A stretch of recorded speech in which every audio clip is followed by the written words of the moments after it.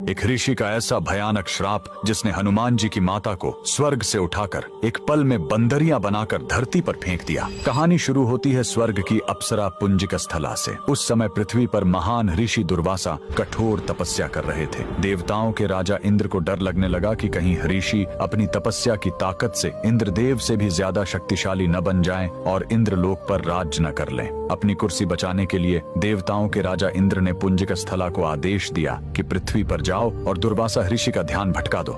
इंद्र के आदेश पर वह ऋषि के आश्रम गई और उनकी तपस्या में बाधा डालने लगी।